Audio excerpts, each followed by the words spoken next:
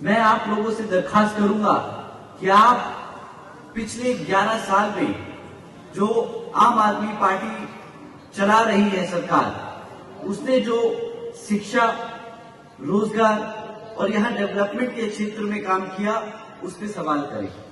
साथियों, मैं पूछना चाहूंगा यहां पे मौजूद सभी सदस्यों से कि आप लोगों को शिक्षा के क्षेत्र में इस सरकार ने क्या दिया। केजरीवाल की सरकार पिछले 10 सालों से यहां पे दिल्ली में सत्ता में आसीन है। उन्होंने बहुत लंबे चौड़े वादे किए थे आप सभी से। आपके बच्चों की शिक्षा को लेकर उन्होंने लंबे चौड़े वादे किए थे। उन्होंने कहा था कि मैं एक तरफ वर्ल्ड क्लास एजुकेशन आपके बच्चों को देने का काम करूंगा, कहा था कि मैं 20 नए कॉलेजेस खुलवाऊंगा दिल्ली में। परंतु हकीकत तो ये है साथियों कि आज जब 9th में बच्चा 9th में पहुंचकर फेल हो जाता है क्वेश्चन अपना बोर्ड पेपर में, तो यहां पर सरकार जबरदस्ती इन बच्चों को दोबारा से 9वीं के परीक्षा दिलाने की बजाय इनको ओपन स्कूल बोर्ड में डालने का काम करती है, जहां पर आपके बच्चा पास हो या फेल हो, केजरीवाल जी की सरकार को कोई फर्क नहीं पड़ता, क्योंकि national institute of open schooling के डमे डालने के बाद बच्चे केजरीवाल जी की जिम्मेदारी नहीं होते। परंतु इन बच्चों को केजरीवाल जी की सरकार अपनी रिपोर्ट कार्ड में ट्रांसफर स्टूडेंट्स दिखाकर अपना रिपोर्ट कार्ड ठीक कर लेती है और हर साल आप लोगों के बीच में आकर बोलती है कि हमने 9th में तो इतने सारे बच्चे पढ़ाने लिखाने का काम किया है। हकीकत तो ये है साथियों कि अगर 40% से ज्यादा बच्चे जो 9th में फेल हो जाते हैं और एक बार जब फेल हो जाते हैं तो उनको आगे बढ़ने की जो क्षमता है, जो एवेन्यूज हैं, जो मिलने का जो जरिए हैं आगे बढ़ने के शिक्षा के क्षेत्र में, वो खत्म हो जाते हैं। और आप सभी जानते हैं कि इन सरकारी स्कूलों में किन समाज के बच्चे पढ़ने आते हैं। आप जानते हैं कि हमारे पिछड़े समाज, एससी समाज के बच्चे ही यहाँ सरकारी स्कूलों में पढ़ते हैं। जब यहाँ पे शिक्षा का ध्यान नहीं दिया जाएगा, एक तरीके से हमारे समाज को रोकने का काम किया जाएगा, हमारे बच्चों को अनपढ़ रखने का काम किया जा रहा है। यही केजरीवाल जी की सोच है साथियों। इनकी सोची समझी साजिश है हमारे समाज के बच्चों को आगे बढ़ने से रोकने की, क्योंकि अगर हमारे बच्चे पढ़ लिख जाएंगे तो अपने समाज के हकों के लिए लड़ना जान जाएंगे। पर साथियों, ये चाहते नहीं कि हमारे बच्चे अपने समाज के लिए लड़ने का काम करें, क्योंकि अगर वो लड़ेंगे तो वो जान जाएंगे, समझ जाएंगे कि इनकी किस तरह नीतियां हमारे समाज को, हमारे एससी, एसटी, ओबीसी समाज को पिछड़ा रखने की साजिश कर रही है। साथियों, इनका ये कोई अकेला झूठ नहीं कि जो ये कह रहे थे कि एजुकेशन को वर्ल्ड क्लास एजुकेशन सिस्टम बनाएंगे दिल्ली में। इनका दूसरा झूठ कि हम दिल्ली के युवाओं को रोजगार देंगे। केजरीवाल जी ने 2014 में वादा किया था और फिर कि 8 लाख रोजगार देंगे, और फिर 2022 में फिर से वादा किया कि वो 20 लाख से ज्यादा नौकरियां देने का काम करेंगे हमारे युवाओं को। और केजरीवाल जी का सच क्या है? सत्ता में आने के बाद यहाँ पर दिल्ली में सिर्फ मात्र 12,500 नौकरियां दी गई।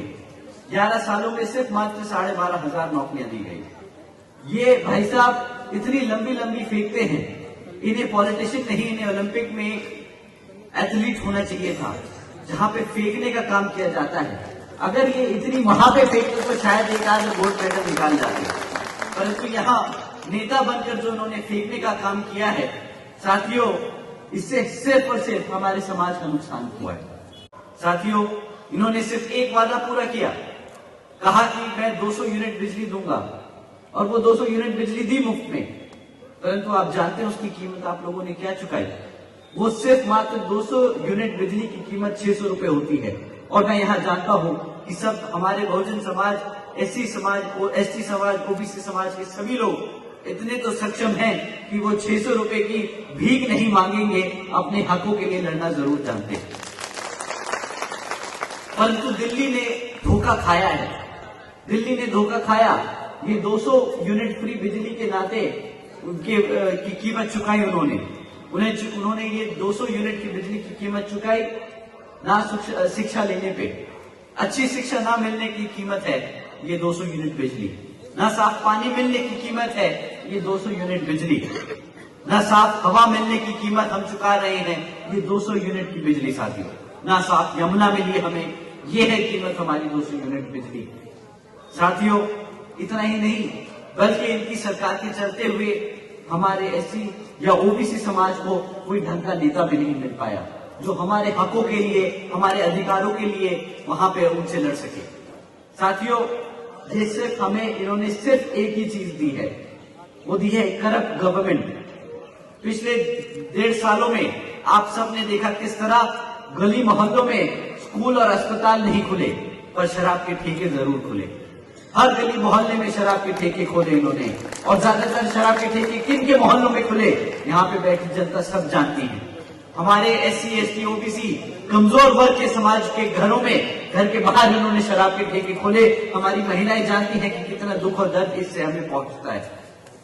साथियों, और इसी की गलत काम नीतियों के चलते हुए इन्हें सरकार ने, कोर्ट ने इन्हें जेल में भी डालने का काम किया है।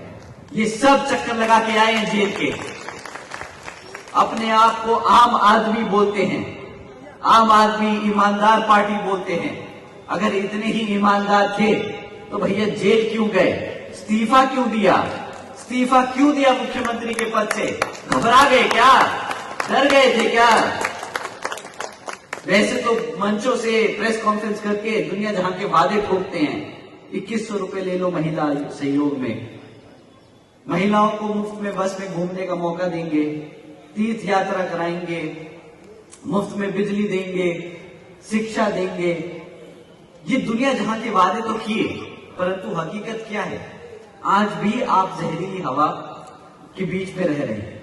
आज भी आपके बच्चे पढ़ लिख नहीं पा रहे। अगर आप अपने बच्चों की शिक्षा के लिए सवाल करेंगे तो इनके पास जवाब नहीं होगा।